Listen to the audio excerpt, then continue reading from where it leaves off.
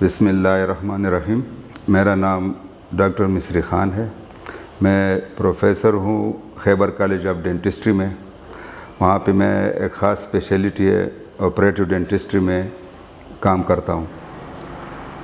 मैं तकरीबन 1994 से खैबर कॉलेज ऑफ डेंटिस्ट्री में पढ़ाता हूँ और अभी तक वहाँ पे पढ़ा रहा हूँ। दांतों की जितनी भी बीमारियां हैं उसमें जो सबसे ज़्यादा ख़तरनाक बीमारी है, जो सबसे ज़्यादा कॉमन बीमारी है, वो दांतों पे कीड़ा लगना है, जिसको हम कैरीज कहते हैं। कैरीज से बचने के लिए सबसे जो अच्छा तरीका है वो ब्रश करना है। अगर आप ब्रश को अच्छी तरीके से इस्तेमाल करते हैं तो उम्मीद है कि आपके दांतों पे कीड़ा नहीं लगेगा। ब्रश करते हैं या ब्रश करने का जो तरीका होता है उसमें अक्सर गलतियाँ क्या होती हैं।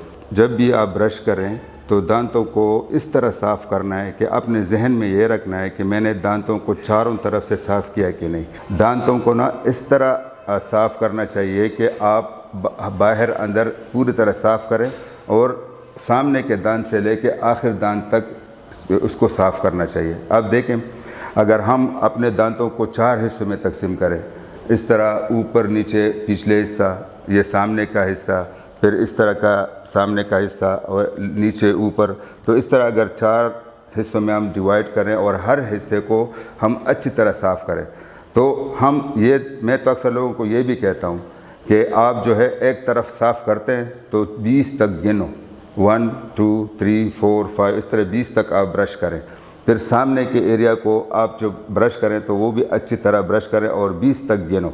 और फिर जब दूसरी तरफ साफ़ करते हैं तो उसको फिर अंदर की तरफ, ये चौथा हिस्सा है, तो अंदर की तरफ भी जब आप साफ़ करेंगे तो अंदर की तरफ भी 20 दफ़ा ब्रश लगाएं और साफ़ करें।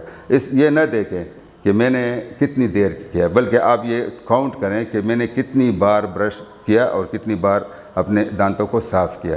तो इस तरह से आपके सारे दांत साफ़ होंगे। लेकिन जब आप ब्रश करें तो ब्रश के साथ लाजमी तौर पे दांतों के बीच में टूथपिक या कोई फ्लास लगा के उसके अंदर को भी साफ़ करें और सारे दांतों के बीच में सफाई करें, क्योंकि अक्सर जो कीड़ा लगता है वो ज़्यादातर दांतों के बीच से लगता है।